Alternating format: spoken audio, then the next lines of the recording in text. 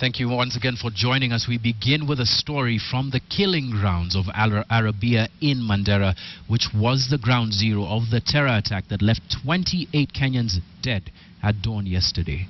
KTN'S Sam Ogina has just returned from Mandera and now gives us a closer look into the scene of the killings and a police account of what transpired.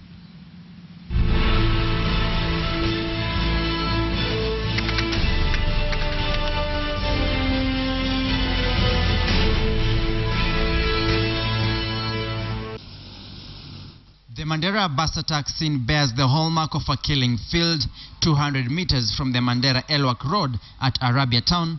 Personal belongings strewn the scene. But spent bullet cartridges are scattered around, a clear indication of the execution that happened here. Meters from the scene is the Kenya-Somali border separated by a river. The vehicle was directed towards the Somali border before it got stuck. The insurgents having picked an unmanned route that heads straight into a Somali town of Hadija Haji in Somalia. We are trying to, imagine that perhaps there was some inside job, because looking at the timings and the number of people that were executed, it's really wanting. The ill-fated bus belonging to the Maka bus company was stored and parked at the Mandera police station. The bus bearing a testimony of the attack, a shattered window and bullet holes on the side body of the bus.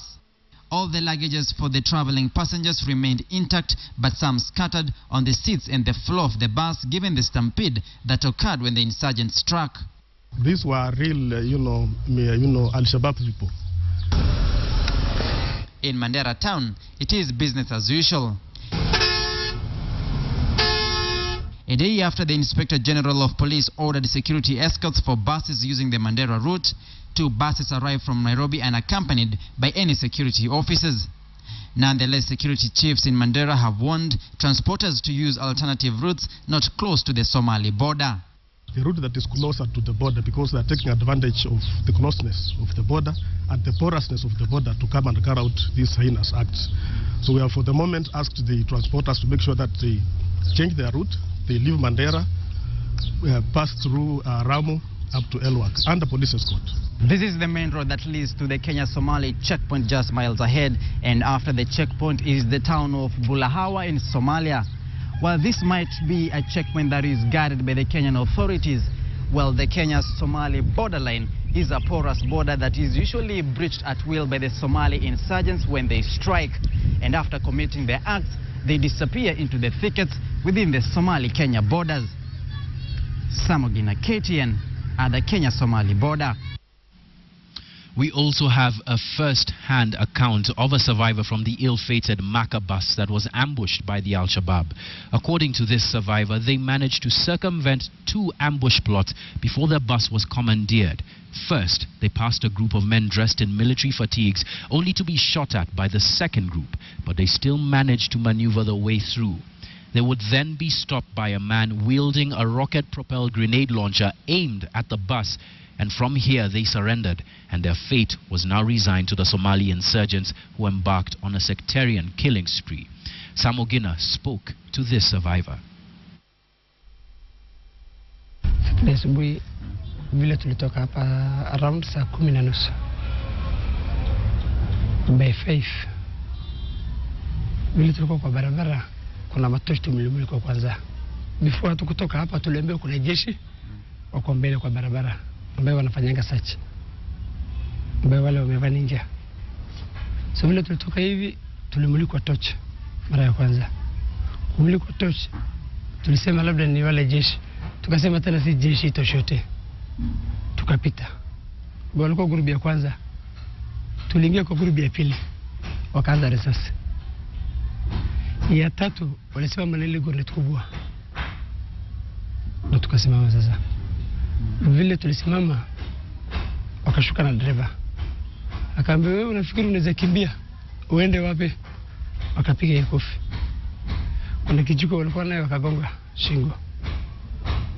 So akaambia kutoka saizi utafuata amri yetu. Wakaambia ingia gari, wakazunguka, wakatambia fungueni mlango ya abiria. Tumekataa kufungua kiasi, wakaanza risasi kwa mlango. Wakarudi tena, dereva akamwambia wewe mwenyewe uende ufungue mlango. Dereva akafungua mlango. Wakaingia.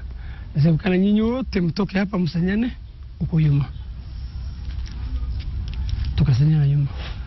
Wengine sasa kama wakaingia ndani, wengine wakaescort upande na upande. Waliambia utatembea na sisi. Tukatembea pamoja, wakatuonesha junction, akasema hii gari ingiza upande na utatembea kwa hii barabara mpaka uone jeshi lingine. Tukaingia, kuna laga sasa ilikuwa hapo katikati. Tukasimama, dereva akasema hii gari haiwezi pita hapa.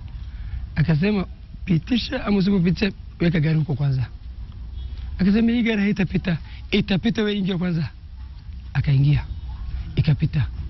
Tukaenda. Tunaona kuna malingine, kuna maji slippery.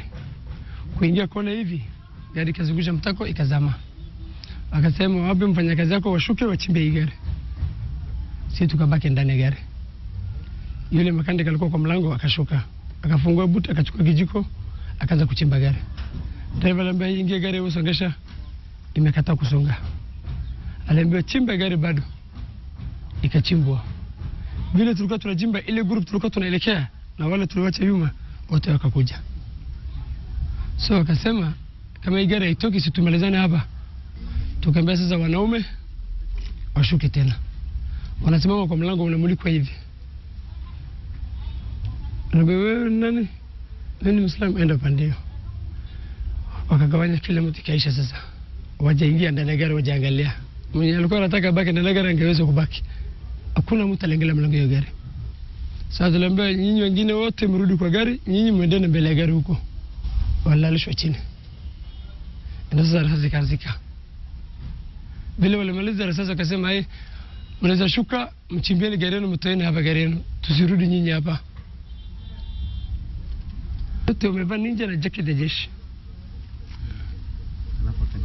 Akadisapia hivi. Ajaenda mahali moja, kila mtu ile group kila mahali ilikuwa kila umeenda upande yake. Mmoja alienda upande, wengine alienda upande, wengine alienda nyuma ya gari. Vile walienda watu wakashuka, kila mtu ameenda. Sisi mfanyakazi tu ndo tulibaki kwa gari, tumeanza kuchimba. Tumeka tulikuwa kama waende tulibaki.